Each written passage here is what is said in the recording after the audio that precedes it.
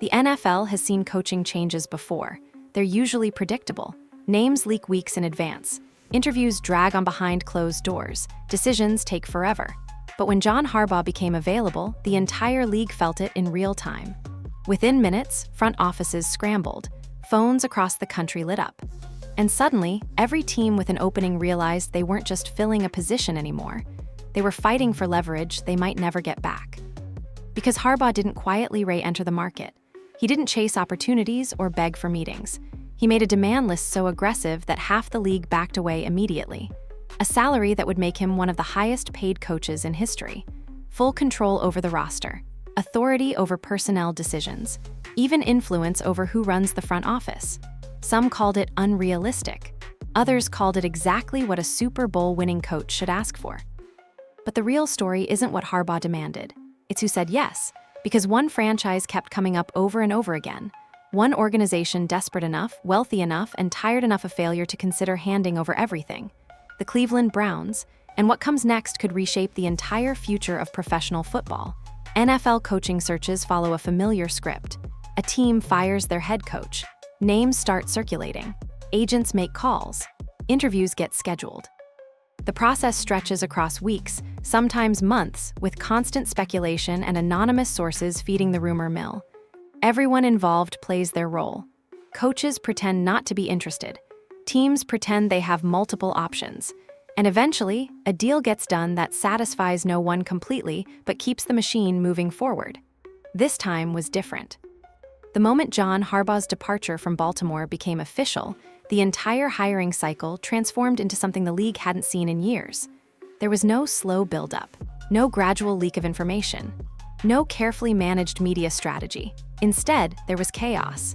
Pure, unfiltered chaos driven by one undeniable reality. A coach of Harbaugh's caliber almost never hits the open market. And when he does, the rules change. Reports emerged almost immediately that multiple teams reached out to Harbaugh's representation within minutes of the news breaking. Not hours. Not the next morning. Minutes. That timeline alone reveals how desperate franchises were to even start a conversation. In a league where leverage is everything, Harbaugh held all of it before he even made a single phone call. But what happened next is what separated this situation from every other coaching search in recent memory. Harbaugh didn't respond the way most available coaches respond. He didn't express gratitude for the interest. He didn't promise to consider all options equally. He didn't play the humble candidate eager for a fresh start. Instead, he did something that made executives across the league deeply uncomfortable. He slowed everything down. In public comments that quickly spread through NFL circles, Harbaugh made his position crystal clear. He wasn't interested in a drawn-out process. He wasn't going to fly around the country meeting with every team that called. He planned to narrow the field himself. 3 teams, maybe 4, that was it. Everyone else could save their breath. That single statement flipped the traditional power dynamic completely upside down. Usually, coaches fight to stay relevant during the hiring cycle. They take every meeting. They say the right things. They compete for attention. Here, teams were fighting just to get a meeting. Franchises that assumed their market size or roster talent would automatically put them in contention suddenly realized they might not even make the first cut. And that's when the real calculations began. Insiders started connecting dots. This wasn't about which team had the best city. It wasn't about which roster was closest to contention. It wasn't even about which owner was willing to write the biggest check. Harbaugh was evaluating something deeper. He was looking at organizational structure, ownership philosophy, long-term alignment between the people making decisions and the people executing them. In other words, he was deciding who he could actually win with, not who looked good on paper, not who sounded impressive in headlines, but who would let him do the job the way it needed to be done. That immediately put pressure on several high-profile openings. The New York Giants had market appeal, but came with relentless media scrutiny. The Miami Dolphins had talent, but carried sky-high expectations that could crush even experienced coaches. The Atlanta Falcons had potential, but still seemed unsure of their own identity. And then there was Cleveland. The Cleveland Browns didn't flinch when the rumors started. They didn't panic when Harbaugh's demands became public. According to multiple reports, owner Jimmy Haslam was not only open to a bidding war, he was prepared for one. After years of coaching turnover and front office instability, Cleveland had reached a point of brutal self-awareness. Half measures weren't going to fix this franchise. Incremental improvements weren't going to change the culture. They needed something dramatic, something irreversible, something that would signal to the entire league that the Browns were finally serious. Harbaugh represented all of that: instant credibility, proven success, a track record that couldn't be dismissed or debated. For a franchise haunted by constant resets, he wasn't just a coaching candidate. He was a potential turning point. But before Cleveland could make their move, they needed to understand exactly what they were getting into. Because Harbaugh wasn't just looking for a job, he was looking for control. Complete, undisputed control. And the list of demands he put forward would force every interested team to answer a question they'd been avoiding for years. How much power are you really willing to give up? The most revealing detail about this entire situation isn't which teams reached out to John Harbaugh. It's how he responded when they did. Because in those first few hours after his availability became official, Harbaugh established something that most coaches never achieve in their entire careers: complete leverage. And he did it without saying much at all. When word spread through league circles that Harbaugh was officially done in Baltimore, the reaction was immediate and overwhelming. According to insiders with knowledge of the situation, multiple franchises contacted his representation almost instantly. These weren't exploratory calls. These weren't polite inquiries about potential interest. These were urgent, direct communications from organizations that understood exactly what was at stake. A coach with a Super Bowl ring, nearly 2 decades of consistent success, and universal respect across the league doesn't become available often. When he does, hesitation is fatal. But Harbaugh didn't match their urgency. He didn't jump on the first flight to meet with eager owners. He didn't start running through a gauntlet of interviews designed to make teams feel important. He did the exact opposite. He created distance. He forced patience. He made everyone wait while he decided who was even worth his time. That approach sent shockwaves through front offices that weren't prepared for it. In the traditional coaching search dynamic, candidates are expected to show enthusiasm. They're supposed to sell themselves. They're supposed to convince teams that they want the job more than anyone else. Harbaugh refused to play that game, and by refusing, he changed the rules entirely. His public comments made the strategy explicit. He would consider 3 or 4 teams maximum. Everyone else was already eliminated. That statement alone forced organizations to confront an uncomfortable truth. They weren't evaluating Harbaugh, he was evaluating them. And most of them were going to fail his test before they even got a chance to make their pitch. The criteria he was using became clear pretty quickly. This wasn't about market size. New York's massive media presence didn't automatically earn a meeting. This wasn't about roster talent. Miami's collection of playmakers didn't guarantee consideration. This wasn't about recent success or proximity to contention. Teams that looked ready to win immediately still found themselves on the outside looking in. What Harbaugh was examining went deeper than any of that. He wanted to understand organizational structure. How were decisions actually made behind closed doors? Who had real authority? Who was just a figurehead? Where did the power actually sit? He wanted to evaluate ownership philosophy. Was the owner patient or reactive? Did they trust football people to make football decisions? Or did they constantly interfere, second-guess, and override the people they hired? And most importantly, he wanted to assess long-term alignment. Was there a shared vision between ownership, the front office, and the coaching staff? Or was the organization fractured into competing factions that would eventually tear themselves apart? These questions matter because Harbaugh has lived through the alternative. After nearly 2 decades with the Baltimore Ravens, he's seen how front office friction can undermine even the most talented teams. He's experienced playoff exits that had nothing to do with game planning and everything to do with philosophical disagreements happening far from the field. He's watched relationships deteriorate between coaches and executives who were supposed to be working toward the same goal. That experience shaped what he's looking for now, and it explains why his approach feels so calculated. He's not being arrogant. He's being intentional. He's protecting himself from walking into a situation designed to fail. The teams that understood this stayed quiet and waited for their opportunity. They didn't leak frustrated comments to reporters. They didn't complain about the process being unfair. They recognized that patience was the only path forward. The teams that didn't understand it started making noise almost immediately. Anonymous sources began criticizing Harbaugh's demands as unrealistic. Executives questioned whether any coach should have that much leverage. Analysts debated whether his approach was brilliant or self-destructive, but all of that noise missed the point entirely. Harbaugh wasn't trying to be popular. He wasn't trying to keep every door open. He was trying to identify the one situation where he could actually build something lasting. And if that meant alienating organizations that weren't serious, he was perfectly comfortable with that outcome. By the time the dust settled on those first few days, the field had already narrowed dramatically. Most teams were out of the running before they even realized it. A handful remained, each one understanding that the price of admission wasn't just money. It was a fundamental willingness to do things differently. And among those remaining contenders, one franchise kept emerging at the top of every conversation. One organization that seemed uniquely positioned to give Harbaugh exactly what he wanted. But before that connection could solidify, the league needed to see the full scope of his demands. And when those details finally went public, the reaction was unlike anything the NFL had witnessed in years. What transformed quiet interest into genuine league-wide anxiety wasn't rumor or speculation. It was information. Cold, specific, undeniable information about exactly what John Harbaugh expected from any team that wanted to hire him. And when those details started circulating through NFL circles, the reaction was immediate and visceral. According to reports attributed to league insiders, Harbaugh's conditions were crystal clear and non-negotiable.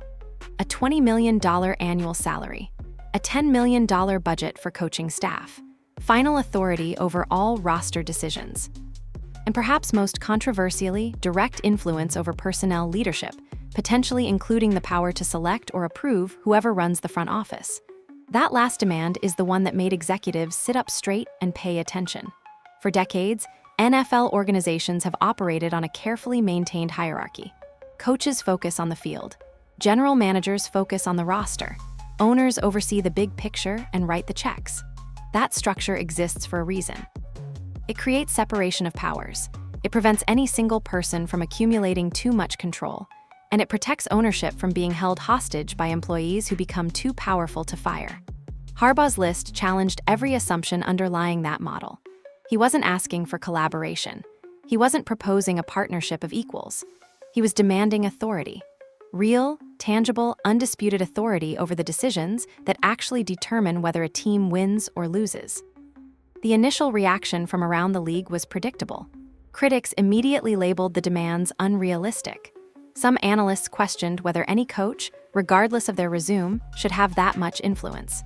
A few even suggested the whole thing was a negotiation tactic, an intentional overreach designed to establish a strong opening position before settling for something more reasonable. But that interpretation missed something crucial. This wasn't posturing. This was experience talking. After 17 seasons in Baltimore, Harbaugh understands exactly how organizational dysfunction destroys teams from the inside. He's lived through seasons where his coaching vision clashed with front office priorities. He's seen what happens when a coach is expected to win games, but doesn't have the authority to shape the roster, hire the right assistants, or commit to a long-term quarterback strategy. He's watched talented teams underachieve because the people making decisions were never fully aligned. Those experiences created the demand list. Every item on it corresponds to a specific frustration Harbaugh has encountered during his career. The massive salary isn't about greed, it's about job security. Teams that pay $20 million per year don't fire coaches after 2 disappointing seasons. They're locked into a commitment that forces patience. The staff budget isn't about luxury, it's about competitive advantage. Elite position coaches and coordinators cost money. Teams that refuse to pay premium rates lose those people to rivals every single offseason. The roster authority isn't about ego, it's about accountability. If Harbaugh makes every significant decision, then the results are entirely his responsibility. No excuses, no finger-pointing, no blaming the general manager for bad personnel moves. And the personnel influence? That's about trust. Harbaugh wants someone running the front office who shares his philosophy. Someone who won't undermine long-term decisions for short-term optics. Someone who understands that building a championship team requires patience, consistency, and a willingness to absorb criticism without flinching. Once you understand the logic behind each demand, the list stops looking unreasonable. It starts looking like a blueprint for how championship organizations should actually operate. Clear authority, shared vision, real accountability. No hiding behind excuses or blaming other departments when things go wrong. But understanding the logic doesn't make the demands any less threatening to the existing power structure. General managers around the league immediately recognize the implications. If Harbaugh gets what he's asking for, their authority shrinks significantly. They become support staff rather than decision makers. They execute someone else's vision rather than creating their own. Owners recognize the implications too.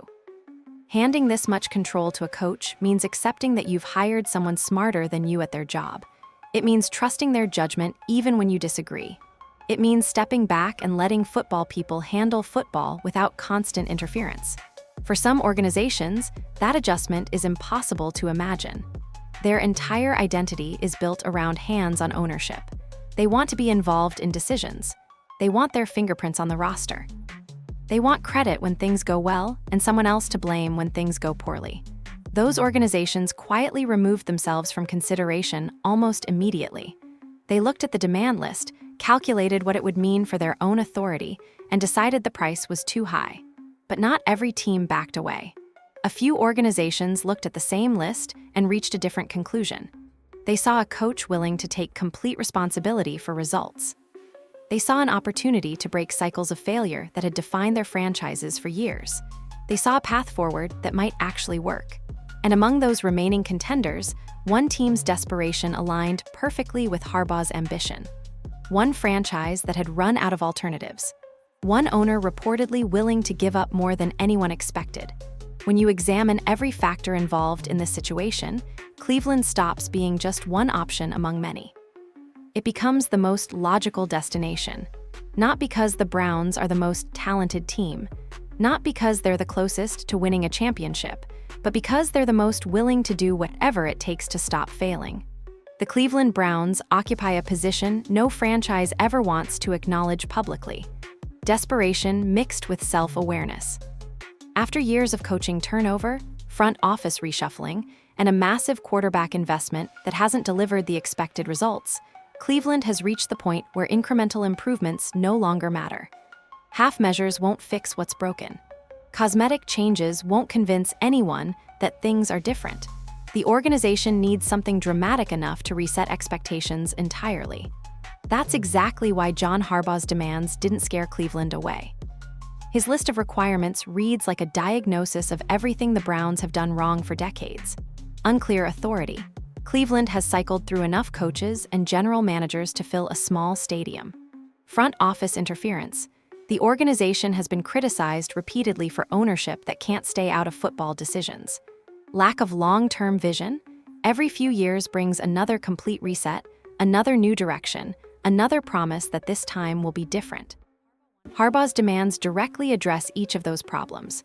Full roster control eliminates the confusion about who's actually making decisions. A massive staff budget ensures Cleveland can attract elite assistants instead of losing them to better-funded rivals. Personnel influence means the front office and coaching staff will finally be aligned instead of working at cross purposes. For owner Jimmy Haslam, this moment represents something unprecedented. According to multiple reports, Haslam is more open to aggressive solutions than he's ever been before. Not because he suddenly changed his philosophy about how to run a football team, but because the consequences of continued failure have become impossible to ignore.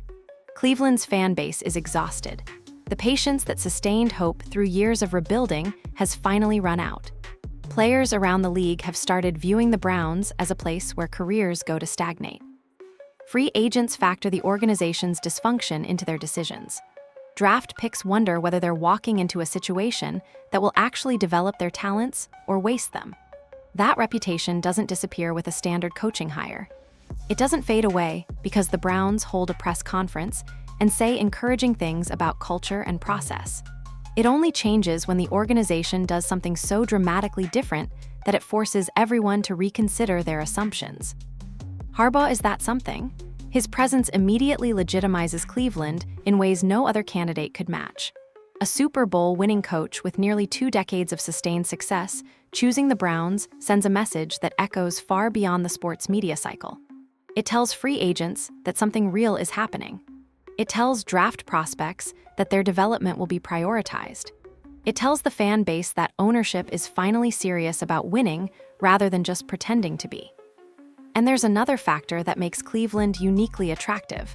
Unlike other suitors, the Browns don't need to be convinced to surrender authority. They need someone to take it. Compare that to the other teams reportedly in contention. Miami has talent, but expectations are already dangerously high. The Dolphins need results immediately, which limits a new coach's ability to build something sustainable. New York has market presence, but the media pressure is relentless. Coaches who take that job inherit scrutiny that can crush even the most experienced leaders. Atlanta has potential, but the organization still seems unsure of its own identity. There are too many unanswered questions about direction and philosophy. Cleveland offers something different: urgency without illusion. The Browns aren't asking Harbaugh to sell hope. They're not expecting him to promise instant championships. They understand that real change takes time, and they're reportedly willing to commit to a timeline that extends beyond the typical 2 or 3 year window before impatience kicks in. That willingness matters more than anything else. Harbaugh has seen what happens when organizations lose faith too quickly. He's watched coaches get fired for missing the playoffs once or twice, even when the long-term trajectory was clearly positive. He knows that sustainable success requires stability, and stability requires patience. Cleveland is offering both. At least, that's what the reports suggest. Haslam is reportedly prepared to bend financially and structurally in ways that would have seemed impossible just a few years ago. The Browns aren't pitching Harbaugh on tradition or history. They're pitching him on control, real control. The kind that lets a coach build something without constantly looking over his shoulder. But control over a franchise means someone else has to lose it. And that's where this story starts getting uncomfortable. Because if Harbaugh gets everything he's asking for, the people currently running Cleveland's football operations face an uncertain future. And the name at the center of that uncertainty has already started generating serious conversation around the league. This is where everything crystallizes into something much larger than a simple coaching hire.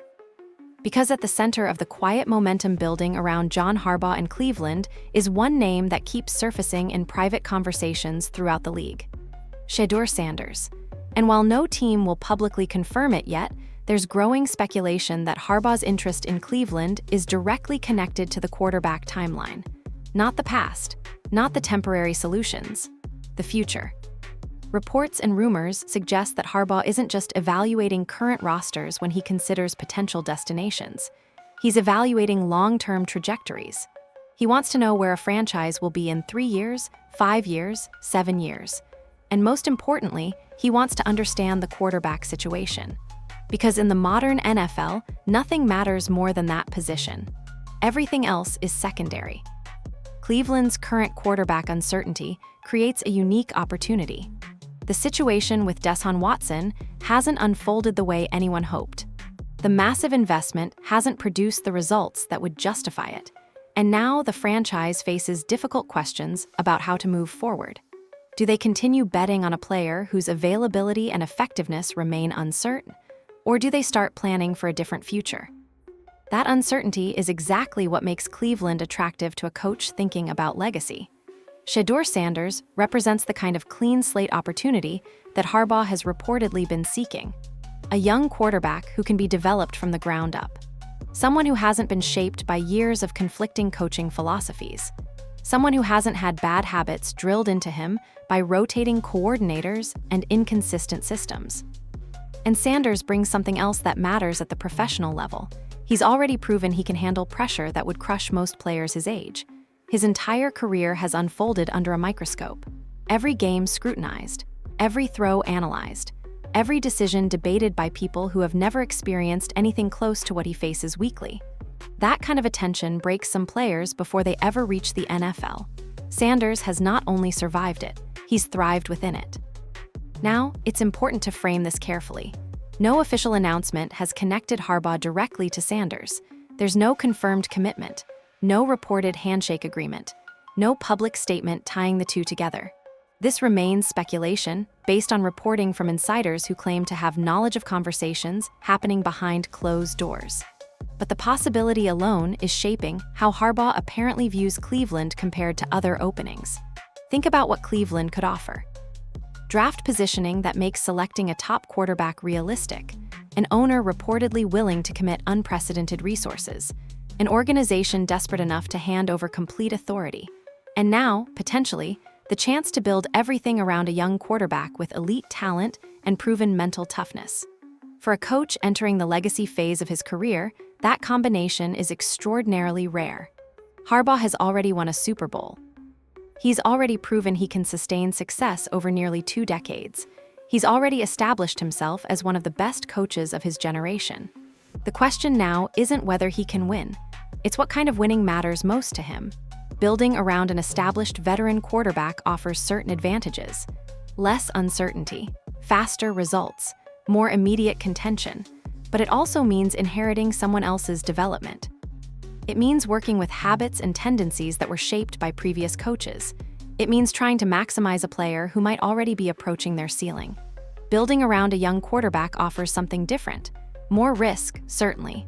A longer timeline before championships become realistic, but also more credit, more ownership of the results, more ability to point at everything and say this happened because of the choices we made together. That's the appeal of the Sanders connection. If Harbaugh goes to Cleveland and develops a rookie into a franchise quarterback, the legacy implications are massive. He won't just be the coach who took over a struggling team. He'll be the architect of a transformation that spans an entire era. And that possibility reportedly factors heavily into how his camp views this situation. Cleveland isn't just offering a job, they're offering a canvas, a chance to build something from foundation to ceiling. A chance to prove that Harbaugh's methods work not just with inherited talent, but with players he selects and develops himself. Whether Sanders specifically ends up being the quarterback remains to be seen. The draft process is unpredictable. Other teams might interfere with Cleveland's plans. Circumstances change constantly in the NFL, but the framework is clear. Harbaugh wants a situation where he controls the quarterback timeline. Cleveland offers exactly that. And if the pieces fall into place the way some insiders expect, this won't be remembered as the offseason the Browns hired a new coach. It'll be remembered as the moment an entire franchise direction shifted around a single decision. But before any of that can happen, there's an obstacle that needs to be addressed. Because giving Harbaugh everything he wants means taking something significant away from people already inside the building. Every major hire comes with consequences that extend far beyond the press conference. And in this case, the cost isn't measured in dollars. It's measured in power. The moment John Harbaugh's demands became public knowledge, one name immediately landed in the crosshairs: Andrew Berry. And while nothing has been officially announced, the tension surrounding his position has become impossible to ignore. For years, Berry has served as the primary architect of Cleveland's roster. He's the one evaluating draft prospects. He's the one negotiating contracts. He's the one making the personnel decisions that determine whether the team has enough talent to compete. In most organizations, surviving multiple coaching changes signals deep trust from ownership. Berry has done exactly that. Coaches have come and gone. Berry remained. But this situation is fundamentally different from anything Cleveland has faced before. Harbaugh isn't asking to work alongside the existing structure. Reports suggest he wants the authority to shape that structure himself. Final say over roster decisions means the general manager becomes an executor of someone else's vision rather than the creator of their own. Influence over personnel leadership potentially means selecting who fills that role in the first place. That's not a minor adjustment. That's a complete inversion of how most NFL franchises operate. Naturally, the prospect of such dramatic change has generated pushback. Some analysts have questioned whether any head coach should have that much influence over non-coaching decisions. Others have defended Berry's track record, pointing to draft picks that worked out and moves that strengthen the roster. A few have suggested this entire conversation represents Harbaugh overreaching beyond what any single person should control. But those critiques miss the broader context of what Cleveland has experienced. The Browns haven't failed because of individual bad decisions. They failed because of structural misalignment. Coaches and general managers pulling in different directions. Short-term thinking overriding long-term planning. Ownership interfering when patience was required. The problems aren't about any single person's competence. They're about a system that makes sustained success nearly impossible. Harbaugh's demands are designed to eliminate that system entirely. By concentrating authority in one place, he removes the possibility of internal conflict undermining the team's direction. Everyone answers to the same vision. Everyone works toward the same goals. Everyone understands who's responsible when things go right or wrong. Now, it's important to emphasize that no official announcement has confirmed Barry's departure or demotion. The language emerging from Harbaugh's camp is apparently more nuanced than simple demands for termination. What he reportedly wants is alignment. A front office partner who shares his philosophy, someone he trusts to execute his vision without resistance or sabotage. Whether that person ends up being Barry or someone entirely new remains an open question. The uncertainty itself generates speculation, but speculation isn't confirmation. What is confirmed is that Cleveland already demonstrated willingness to make dramatic changes. The departure of Kevin Stefanski signaled that no position within the organization is truly protected. Once that domino fell, everything else became negotiable. If the head coach wasn't untouchable, why would the general manager be? That precedent matters enormously. It tells Harbaugh that ownership is serious about doing things differently. It tells him that sentimentality and loyalty won't override the pursuit of results. It tells him that if he asks for structural changes, those requests will at least be genuinely considered. And that willingness might be exactly what separates Cleveland from other suitors. Some organizations simply cannot bring themselves to disrupt existing power structures, even when those structures have proven ineffective. The relationships are too deep. The politics are too complicated.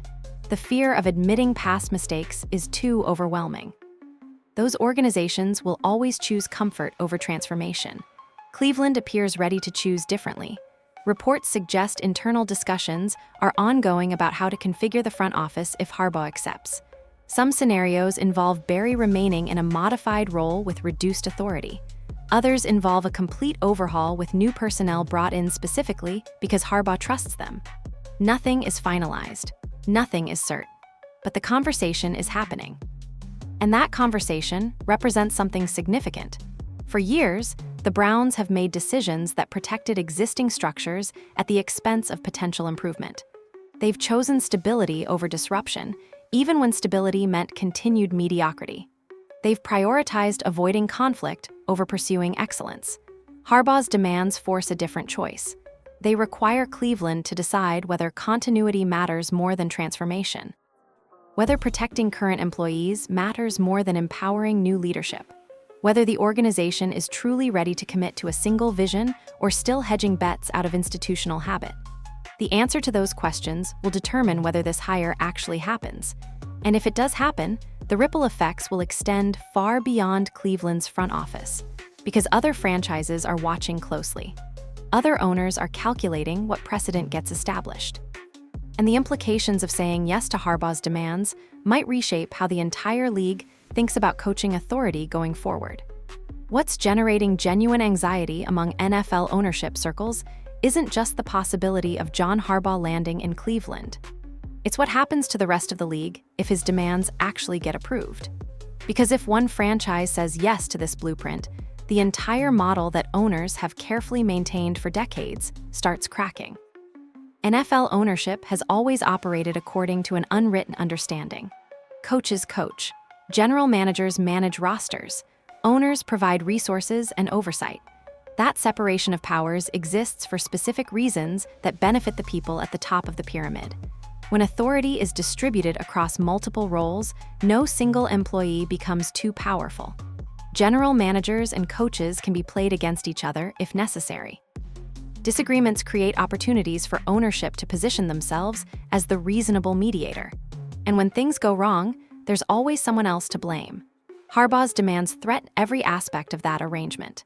A $20 million annual salary alone would place him in financial territory that fundamentally changes the employment relationship. Coaches earning that much aren't easily dismissed after a bad season or two. The investment is too significant. The embarrassment of admitting failure would be too public. Essentially, paying Harbaugh at that level creates job security that approaches what franchise quarterbacks enjoy.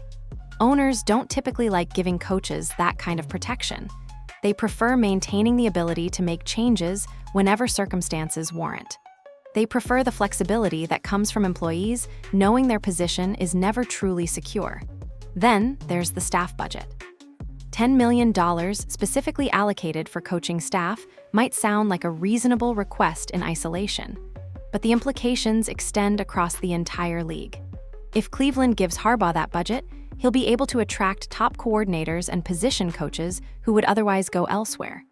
That creates a competitive advantage that compounds over multiple seasons. Other teams will notice. Other coaches will demand similar resources. Suddenly, assistant coaching salaries inflate across the league. What was once a mid-tier expense becomes a major budget category. Owners who preferred keeping those costs under control find themselves forced to spend more just to maintain competitive positioning. But the real concern centers on authority. Final say over roster decisions and influence over personnel leadership challenges the fundamental architecture of how NFL organizations function. It removes the buffers that owners rely on. It eliminates the ability to spread responsibility across multiple people. It concentrates power in someone who didn't build the franchise and doesn't have an ownership stake. For owners who believe they know football, that's particularly threatening. Many of them enjoy being involved in major decisions. They like weighing in on draft picks and free agent signings. They appreciate the feeling that their input matters. Harbaugh's structure would essentially tell them to stay in their lane and let football people handle football. Some owners would find that transition impossible. Their identities are too wrapped up in being hands-on participants. Their egos can't accept being relegated to check writing and cheerleading. Their entire self-image as sports executives depends on maintaining involvement in decisions that actually affect outcomes. Those owners are reportedly the ones pushing back hardest behind the scenes. Not publicly, of course. Nobody wants to be seen as the person who couldn't handle a coach asking for appropriate authority. But in private conversations among ownership groups, concerns are being raised about precedent. The fear isn't really about Harbaugh specifically. It's about what happens next. If Cleveland agrees to these terms and Harbaugh succeeds, every accomplished coach in the league will have a template to reference. Contract negotiations will include demands for similar authority. Coaching searches will become bidding wars over not just salary, but structural control. The leverage that owners have carefully guarded for generations will shift dramatically toward employees. That possibility is keeping some very wealthy people awake at night. And there's another layer making this situation particularly uncomfortable.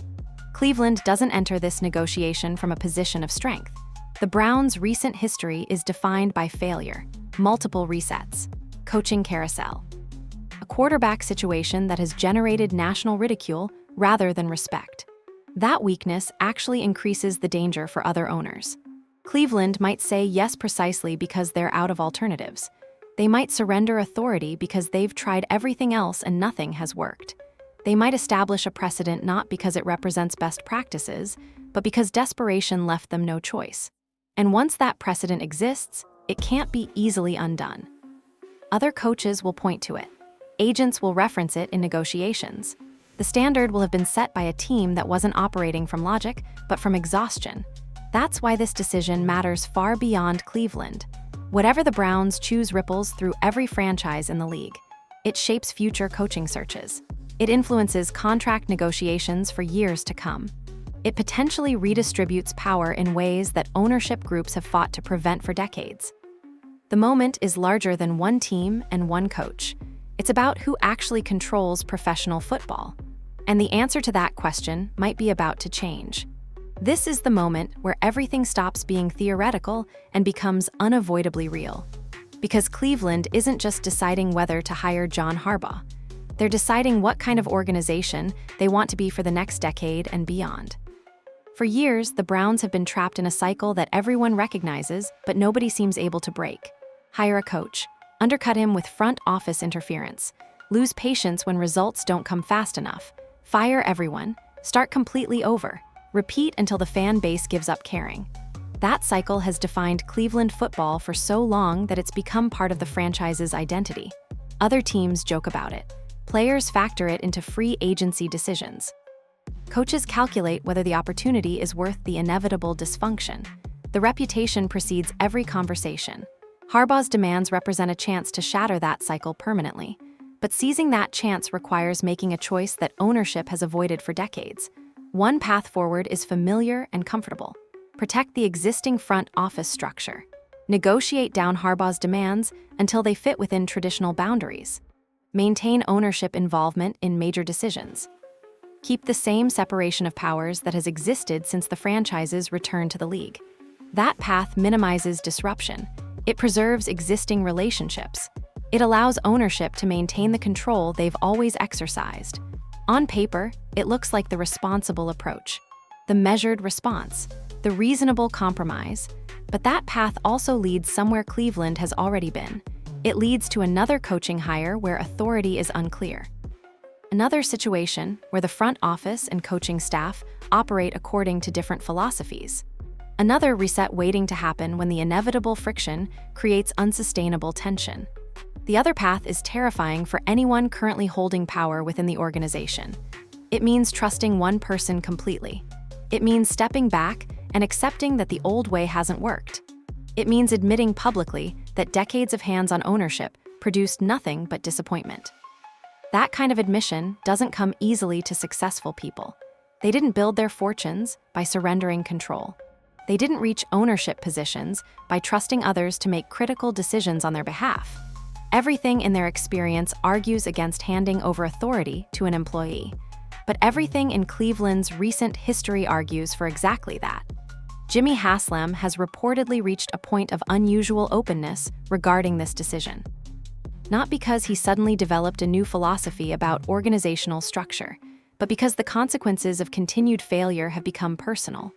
The ridicule, the criticism, the national perception that the Browns are a punchline rather than a legitimate franchise. Those consequences apparently outweigh the discomfort of admitting past approaches were wrong. Reports suggest Haslam is genuinely considering giving Harbaugh everything he's asked for: the salary, the staff budget, the roster authority, the influence over personnel, all of it. A complete transfer of football operations to someone with a proven track record of success. If that happens, the implications are massive. Cleveland immediately becomes one of the most clearly structured organizations in the league. No confusion about decision-making authority. No competing power centers. No ambiguity about who's responsible for results. Everything flows through Harbaugh. Everything gets evaluated according to his standards. Everything succeeds or fails based on his judgment. That clarity is exactly what the franchise has lacked for years. And it's exactly what Harbaugh has been demanding from every suitor. But clarity also means exposure. If Cleveland gives Harbaugh complete control and things don't work out, there's nobody left to blame. Ownership can't point to front office interference. They can't claim philosophical disagreements undermine the coach. They can't manufacture narratives about bad luck or external circumstances. They gave one man everything he asked for. The results are entirely on him.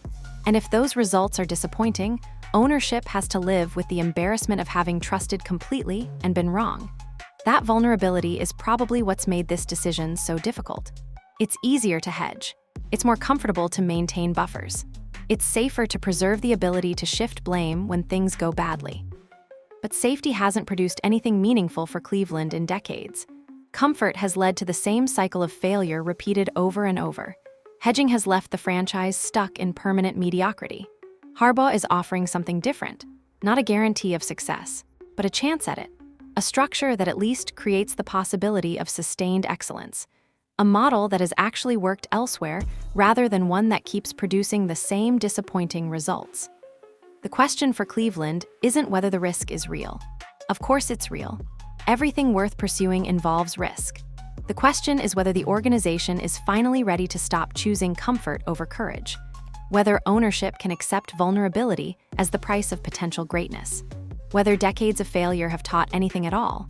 The answer will determine whether this becomes just another chapter in the Browns' frustrating history or the beginning of something genuinely transformative. When this story is eventually told in hindsight, it won't be framed as the offseason the Browns chased a coach. It'll be remembered as the moment Cleveland had to confront who they really are as an organization. Because this was never just about John Harbaugh. It was about power. It was about trust. And it was about whether a franchise haunted by failure could finally summon the courage to do something genuinely different. For years, the Browns have promised change while protecting the structures that guaranteed more of the same. They've talked about culture while rotating leadership constantly. They've preached patience while making reactive decisions at the first sign of trouble. Harbaugh's demands stripped all of that pretense away. They forced a simple question that ownership can no longer avoid. Do you want control, or do you want to win? Elite coaches don't ask for this level of authority unless they believe something special is possible. Harbaugh wouldn't push this hard if he didn't see genuine potential in Cleveland. He's protecting his legacy by refusing to enter situations designed to fail. The Browns can either recognize that opportunity or watch it transform another franchise instead. There is no middle ground anymore. The choice is here, and whatever they decide echoes far beyond Cleveland.